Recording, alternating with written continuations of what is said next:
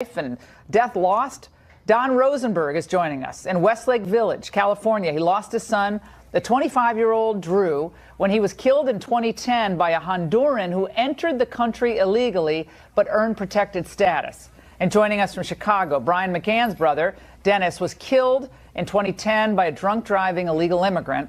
And in Phoenix, Steve Ronenbeck's son, 21 years old, Grant, was working overnight on a shift at a convenience store when he was basically executed by an illegal immigrant over a pack of cigarettes. Gentlemen, I wanted to talk to all of you since this Kate Steinle verdict came down. And I think, Steve, I want to go to you first because, as I understand it, your son's murderer is awaiting trial at this moment. Your reaction to the Kate Steinle acquittal yesterday? You know, I was absolutely stunned. And after that, it was just heartbroken for the Steinle family. I know that I can speak for Don and Brian and all the other victims' families, that our hearts go out to the Steinle family. It's just a travesty. You know, this man gave several different stories as to what actually happened. He never gave an honest answer. They still don't know exactly how he got the gun, but then they acquit him of murder or even manslaughter. I don't know. I can't wrap my head around it. Bob, I want to go to you. The loss, whether it's a drunk driving illegal immigrant, a hit and run illegal immigrant, involuntary manslaughter, although this creep didn't even get that in the Steinle case. He's getting off basically scot-free in a couple more months of time after time served. What does this tell you about DACA and all the concern now about the DACA recipients in the United States? You saw those figures. You know them well. Well, I got to tell you. Oh, yeah. Let's go to Bob on that. Let's go to Bob on that. Brian, you mean? You want I'm me sorry. or? Let's go to Brian on that. Sorry, Brian. Okay. Yeah. Well, it's outrageous, and it could have happened here in Chicago as well, because we were one of the leading sanctuary cities that became a model for the country. I met the Steinles a few years ago. They're wonderful people. My heart goes out to them. They fought the good fight, as we all have. It's just a travesty of justice. So many of us can lay claim to the proverbial insult to injury, and it continues almost every day. There's hundreds of thousands of American family members every day that mourn the loss of their children and their siblings and their spouses. So with the Steinles, our prayers are with them, and with San Francisco, God help you out there. I don't know what's going on. I went to that pier last summer with my wife just to try to get some sense of what it was like, and it was tragic indeed.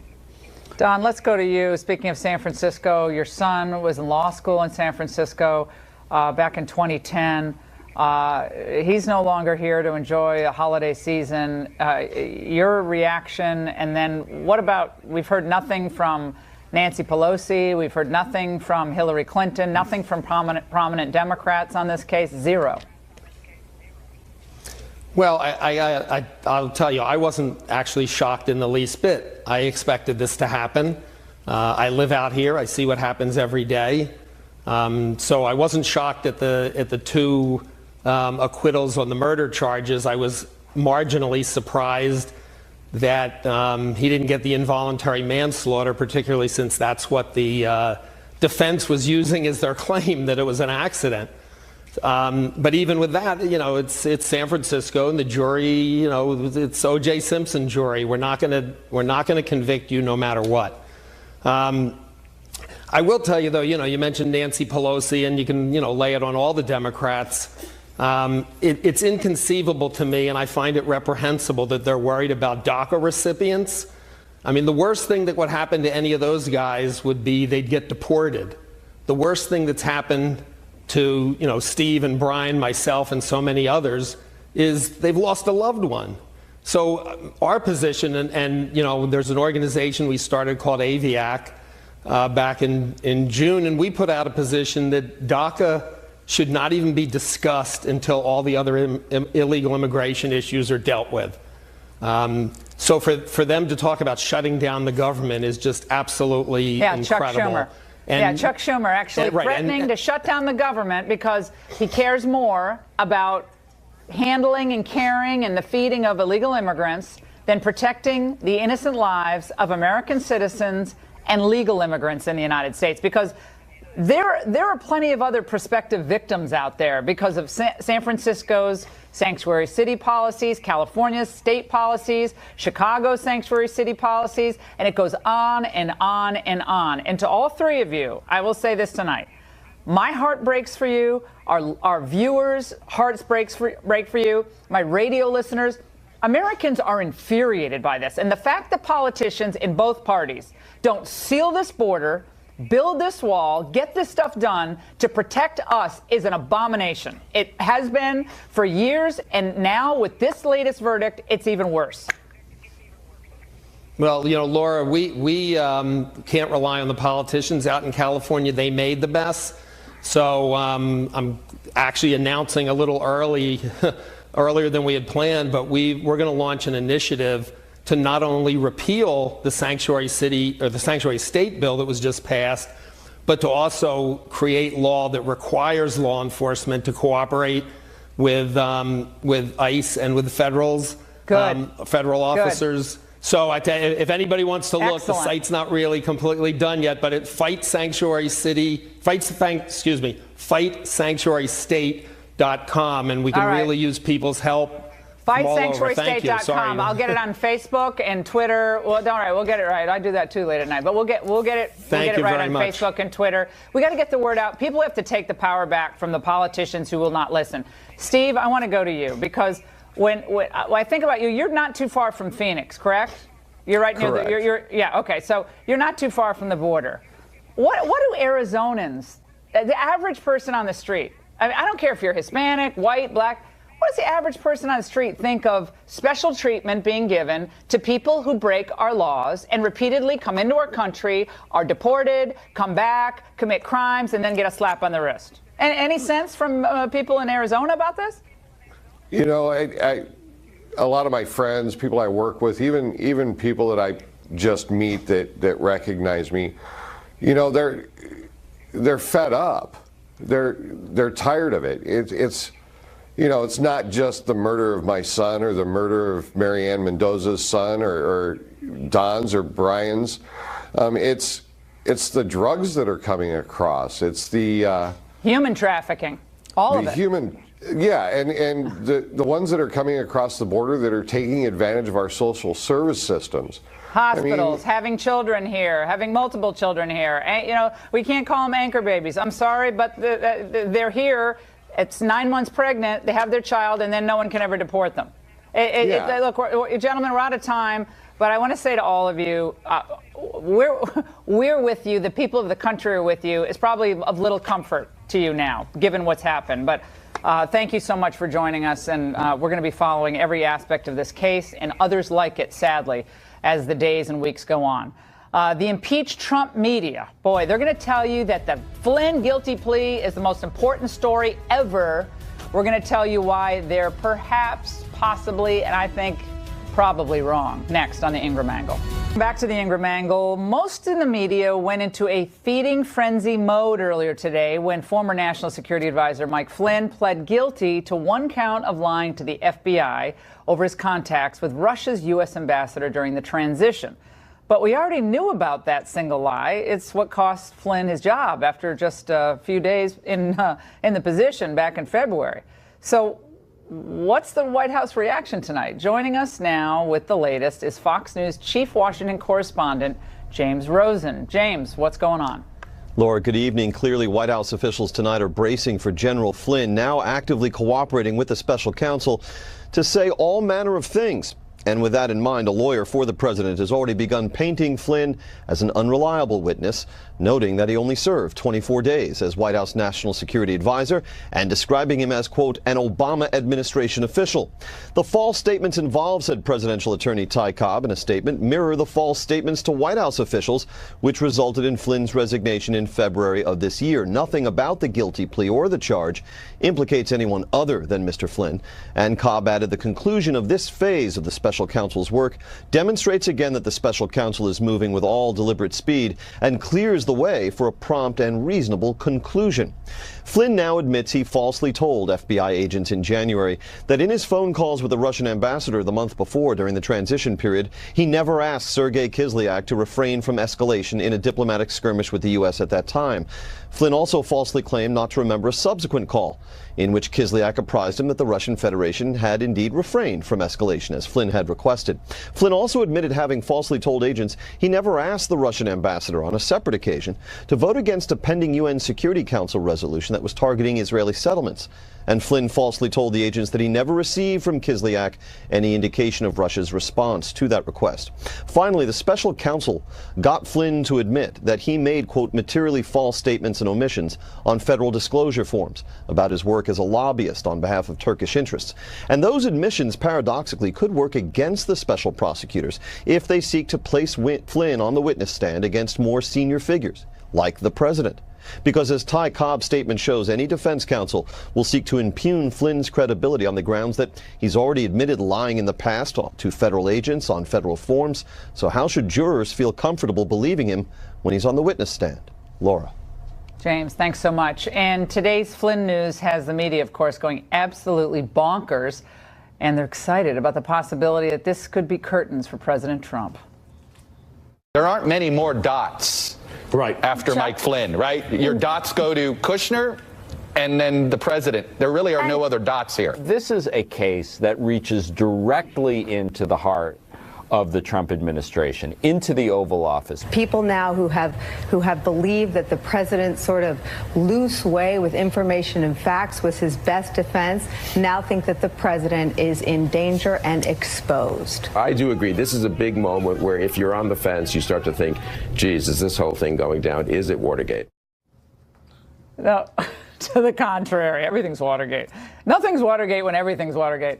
Here's how famed former federal prosecutor Andy McCarthy put it in his own perspective in National Review. He said, for all the furor, we have a small potatoes plea in Flynn's case, just as we did in Papadopoulos' case, despite extensive collusion evidence. And, of course, joining us now with reaction, former federal prosecutor Joe DeGenova and Saul Weisenberg, who served as deputy independent counsel in the Whitewater investigation of Bill Clinton. Okay, Joe, is the truth somewhere between this is worse than Watergate and this is small potatoes? Where are we on this? Well, it's very important to realize that General Flynn did exactly what Papadopoulos did. He pleaded guilty to conduct that was legal. He lied. All of Flynn's conversations with the ambassador to Russia were perfectly legal during the transition period and even before. It's not a crime to communicate with an ambassador of a foreign country about foreign policy when you are the foreign policy advisor to the incoming president. So I don't know why he lied. It's inconceivable to me. If he had told the truth, there would be no crime, other than the Farris stuff about his failing to register. But this is a foreign agent. This is a nothing burger. After all this time, this is what he gets out of Flynn. It tells me that there's not much there, and it certainly can't involve the president, because the president has the authority to do all the things that he did. And as far as Kushner goes, that if there's anything with Kushner, it involves transactions involving real estate deals 10, 15 years ago. Saul, you felt it all day long, building. Jared Kushner directed, calls to Russia. First of all, even if that were true, if they were sitting around a table somewhere and Jared Kushner and a bunch of people said, well, we should probably reach out to Russia on this and find out what's going on with all the Security Council members on this Israeli sanctions thing, because none of us want Israel to have more sanctions put on them. Big deal. So what if he did? As DeGenova said, there's nothing wrong with that. You could do that all day long when you're a transition team official. Well, there's nothing wrong with, quote, communicating with the Russians. In fact, in most instances, there's nothing wrong with a private citizen communicating with the Russians. Now, if you believe what is in the factual basis or statement of the offense of the Flynn papers, they did violate the letter. Conceivably, there was a violation of the language of the Logan Act. And you're hearing a lot about the Logan Act. But as you know, the Logan Act has never been successfully used against anyone. And the last time anyone was even indicted under it was 1852. So if Mueller is thinking of indicting anybody under the Logan Act, to me, and I've been a defender of Mueller, I think he's an honorable guy. But if he is even thinking of prosecuting anybody for violating the Logan Act, I will instantly denounce him because it will show such bad faith that it's unbelievable to me. Well, I would agree with that, except here's the problem for Mr. Mueller. You can't violate the Logan Act when you're in the transition team. Yeah, you're an authorized agent. Because you're a government employee. You get a green check. When you're on the transition team, you are a special government employee. They can communicate with anybody they want. And I agree with Saul. The Logan Act's never been enforced. And if Mueller were to use it in this case, then if I were the president, I would fire him. Yeah, now, Andy McCarthy, his point is that if there was some big scheme here, guys, they wouldn't have allowed him to plead to one count of lying to the FBI, which is a great point. I mean, if there was evidence of a scheme of collusion, they wouldn't have had to do the plea this way. And they would have gotten a lot more. So his view is that it's so far, at the very least so far, they don't really have anything on the collusion, conspiracy to influence the election front. They got Flynn, for whatever reason, he decides to lie about conversations that he could have done anyway. So that's the weird thing. Well, I gotta make you guys laugh on a Friday. Okay, this is gonna make you laugh. I'm ready. Joy, because I know Saul has a great sense of humor. He's very serious, but he has a great sense of humor. Joy Behar heard about the news of the Flynn plea, reading an ABC report today on The View. Let's watch. Welcome back to the show. Breaking news. Oh, my God. Oh, breaking news. ABC News' Brian Ross is reporting Michael Flynn promised full cooperation to the Mueller team and is prepared to testify that as a candidate, Donald Trump directed him to make contact with the Russians. Yeah!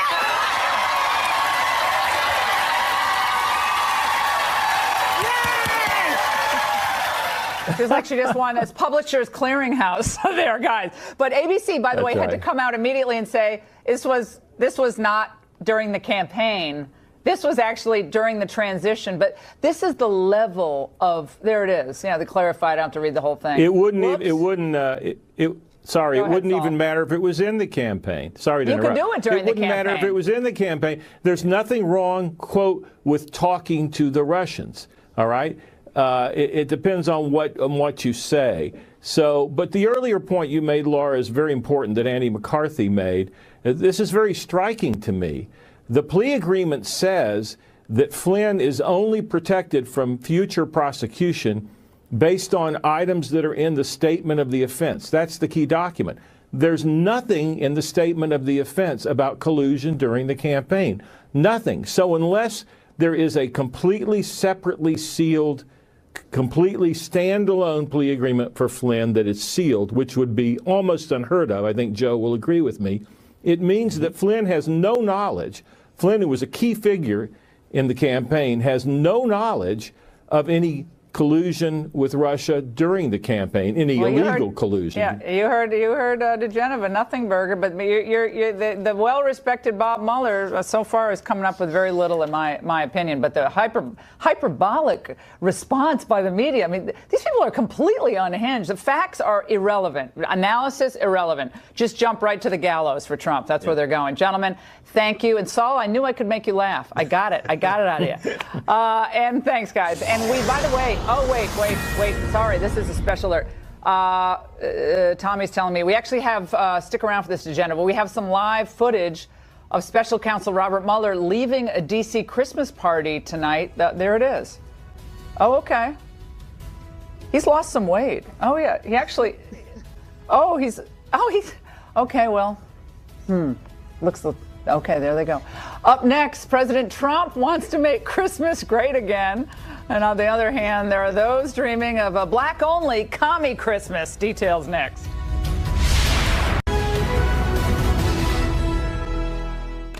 All right, ready for some humor? Black Lives Matters. That's the humor. No, sorry. Black Lives Matter thinks it can bring down white capitalism by creating a Black Christmas. And their idea is for black consumers to boycott any white-owned stores. So tell me, how is that not racist? And don't people like Hillary Clinton and former President Obama ultimately share some blame for helping legitimize such a radical organization? Just listen. Black Lives Matter simply refers to the notion that there's a specific vulnerability for African Americans that needs to be addressed. When people say Black Lives Matter, that doesn't mean blue lives don't matter. And we do have to stand up and say loudly and clearly, Black Lives Matter. All right, joining us now for reaction is attorney Anthony Tall. All right, Anthony, you got to educate me on this one. I do not understand this at all. How do you determine, first of all, just as a factual matter, if a business, let's say, is owned by like an Indian guy in a partnership with a white woman, and then maybe has a black co-owner as well, maybe three people own a business together, does that business get boycotted because there's an element other than a black element in the ownership structure? How do you determine that?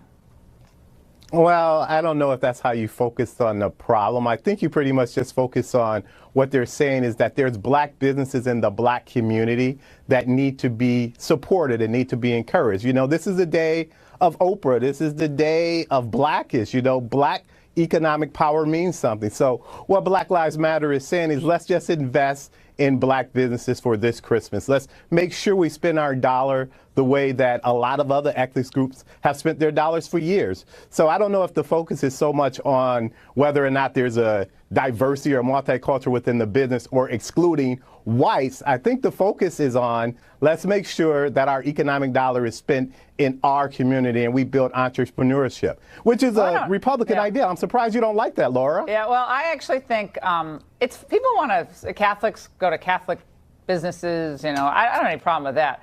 My problem is when it seems to be based in a very, it's kind of a negative thing. Christmas is about, you know, Christ and the birth of Christ and, of course, retail. But I think need consumers. They need customers. So why penalize a business that just happens to be owned in whole or part by a white person? Maybe that white person or Indian person or Asian person maybe pulled himself or herself up by the bootstraps, came from nothing, and started a business in a minority community. Don't we want to encourage white and Asian and all sorts of people to come into black communities to bring more dollars and investment? That way black people can come work there and maybe become a manager and ultimately take the shop over. Isn't that something good? Well, yeah, that's good, but I think because black people in this country have had such an economic struggle. Remember, this is nothing new. Going all the way back to Black Wall Street in Tulsa, Rosewood, where blacks would try to start their own businesses, which could expand and could express the diversity that you're talking about, and a lot of those communities were destroyed. So with that being the case, we're still here in 2017, where now we realize the black dollar has economic power, as it always has. Dollar? And when maybe, you say a black, hold on, I say green dollars. What do you mean black dollars? I mean, I definitely understand green dollars. I guess what I'm saying. What I'm trying to say is a dollar spent at any store, retail outlet, I mean, that dollar goes into the business in the community. So I understand spend money in the community. I think that's great because it encourages more business, encourages more jobs and so forth. That's great. But it just seems antithetical to me to helping a community where people are coming in from all races and backgrounds, whether it's St. Louis or Detroit. Isn't it about welcoming people of all colors and backgrounds into different underprivileged, underserved areas and bringing all people together? Isn't that what Christmas is all about? Not like you're black, I'm white, you're Asian, let's all go to our own stores and go to our own separate places. To me, that's just wild after everything the country's I don't think that's the point.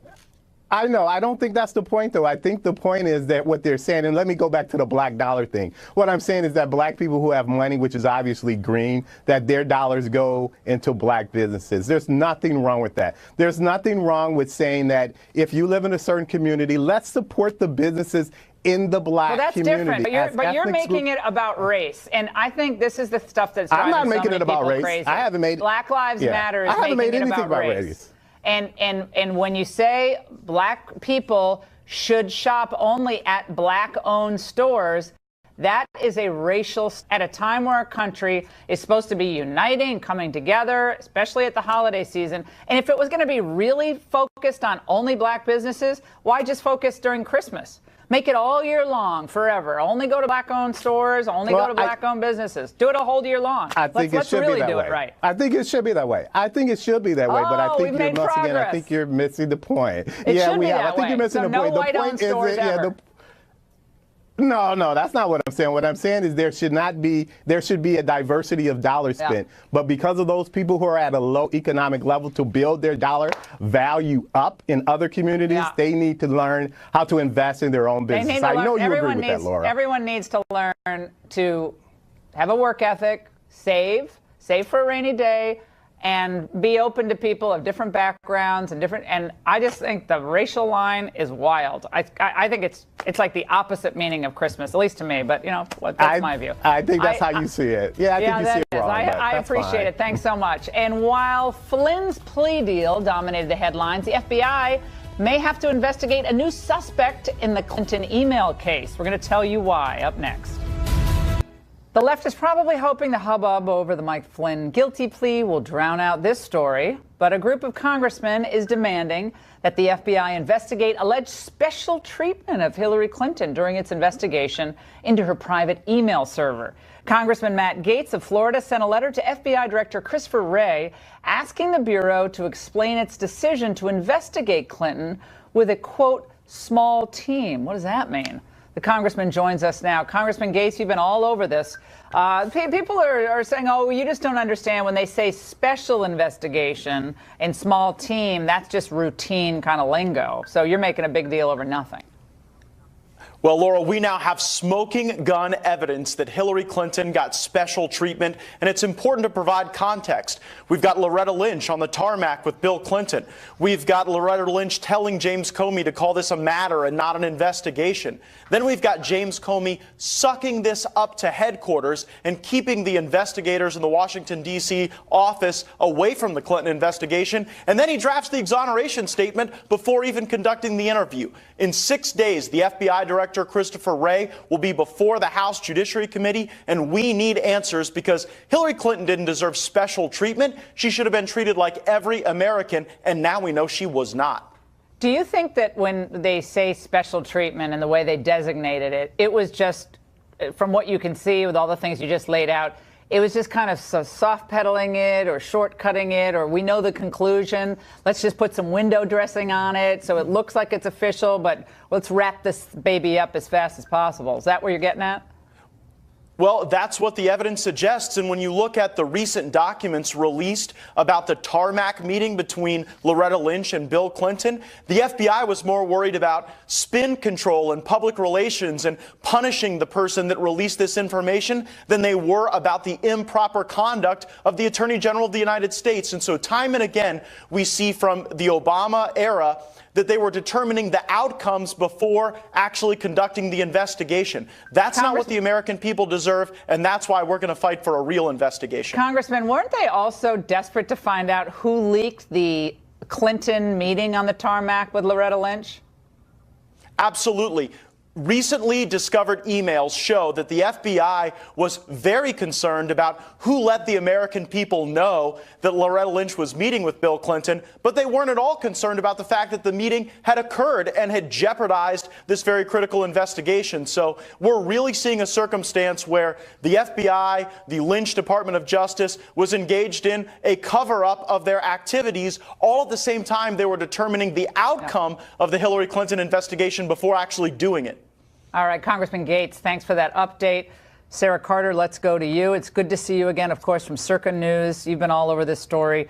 There's some concern that, well, what Gates is saying, well, it's not quite right because the word special, they designated a special investigation, can be used interchangeably in some cases with major investigation, because if it's a special inquiry, it's a major inquiry. Correct. So could that be what's kind of going on here? Well, we don't really know until Christopher Wray talks. We don't really know whether that was designated from the Hoover term, special meaning major investigation. But what we do know is this. There were 110 confidential secret emails that were passed through 52 email chains. 8 of those emails were considered top secret. And if you just look at what Inspector General McCullough said in his interview recently with Catherine Herridge, she said, well, if anybody else would have done this, if you would have done this, where would you be? And he said Leavenworth. So a lot of FBI agents who were working at the time beating, on the ground, collecting information, not the top dogs, not Director Comey, not McCabe. They said that they felt that the rug had been pulled out from under them, that she was treated differently. And that I can tell you from interviews, extensive interviews that I've done. From your sources. David, we've been talking about this for a long time. Are you at all convinced by what you heard from the congressman that designating this as a special investigation, the tarmac, you heard all the elements he laid out, that's significant in your mind at all?